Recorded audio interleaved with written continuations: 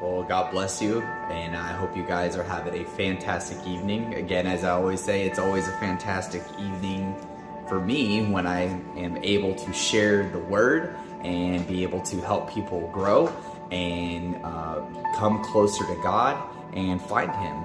So, this is part 2 of my series, The Not So Invisible God.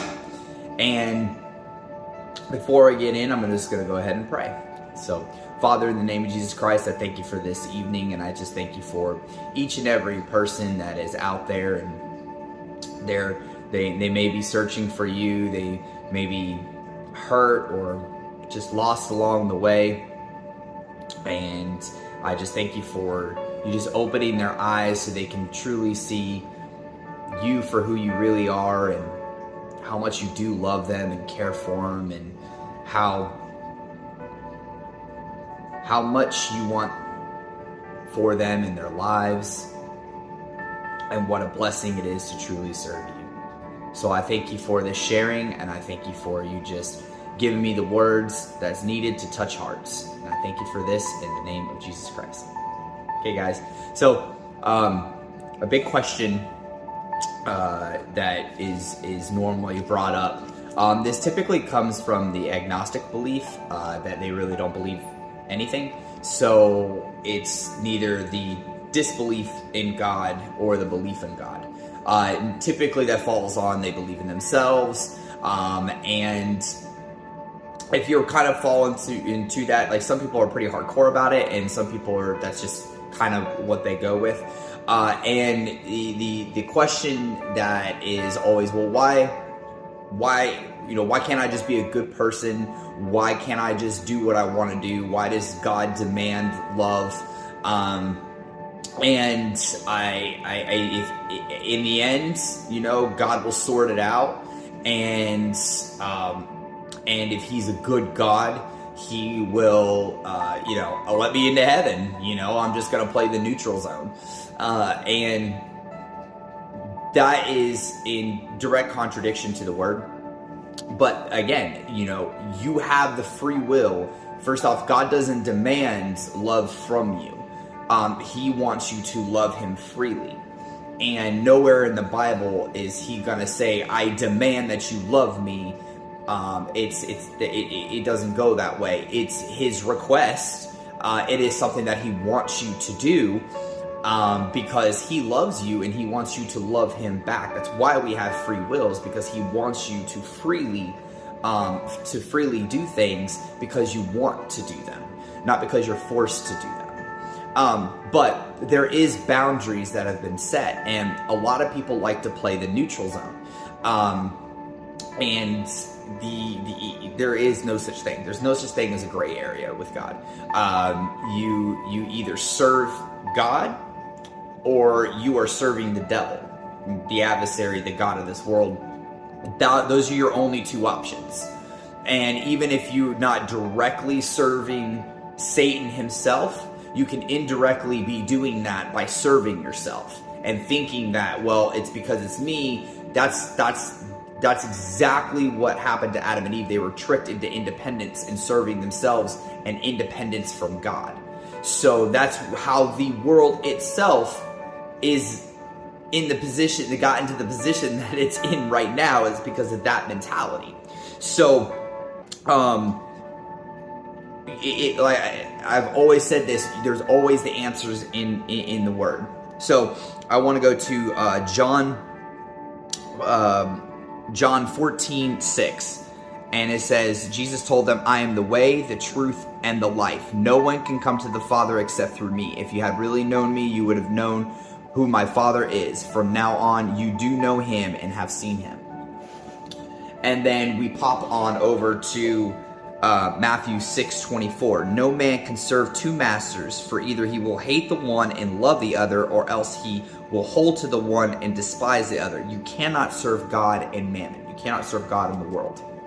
Anything that is not service to God is the world. Let's just that's how that's categorized. Okay, so if you are serving self, you're serving the world. If you are serving nature, you are serving the world. If you are not serving God and how God has set it up in his word, you are not serving God. It's just, that's the reason why we have the Bible, guys. And it's very simple. You have a choice. You can either serve him or you don't. There's Christ spoke in parables, and so I have a parable for you. So people were swimming in a river. They were enjoying their lives, and they were doing just everyday things. And on the right side of the river, a man came, and his name was Jesus.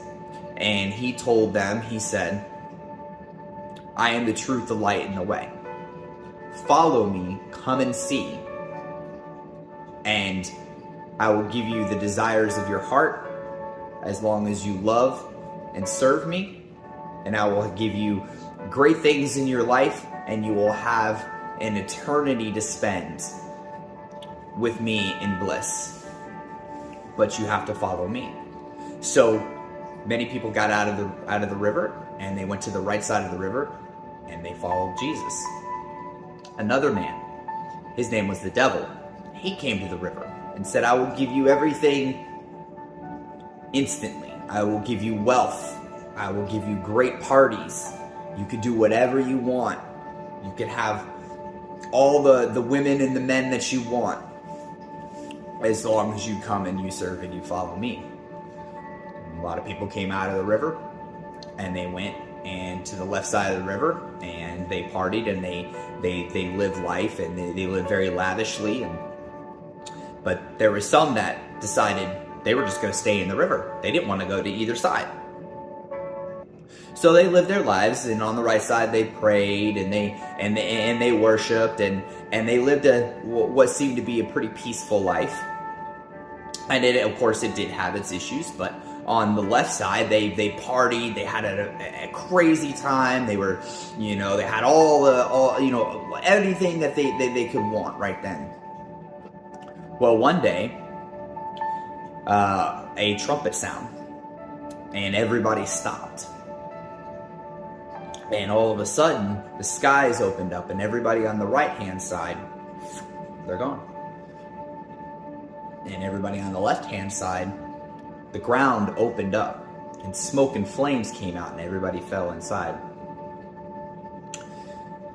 And the people in the middle were wondering what is going on. They had no idea what was going on. And up from the hole, the devil came, as if he was searching for someone. And one of the people asked, "What are you looking for?" He goes, "I found what I'm looking for." And he pulls out a rope in the form of a lasso, and he starts throwing it into the river and pulling everybody in. And everybody's screaming, and they're saying, "What's going on? What's going on?" And one man, he shouted, "But I didn't choose either side. Why am I going with you?" And he said, "Well, I own the river." Now, it's pretty simple. You think that because you are playing in neutral, you're safe. You're not, because you are literally doing the same thing that everybody else is doing when it comes to serving the world. And that's not what God said. You have the opportunity to go and follow Jesus and follow the word and live that type of lifestyle. And instead, you choose not to choose any, but in reality, you chose the adversary's side because you did not choose God's side. But you had a choice. God didn't force anybody to do it. God didn't force you, but it says clearly in his word how that's going to go down, because you can't just do whatever you want to do and expect God to honor that, because God has it set up in his word how you have an eternity and how to serve him and how to have the life that he wants for you.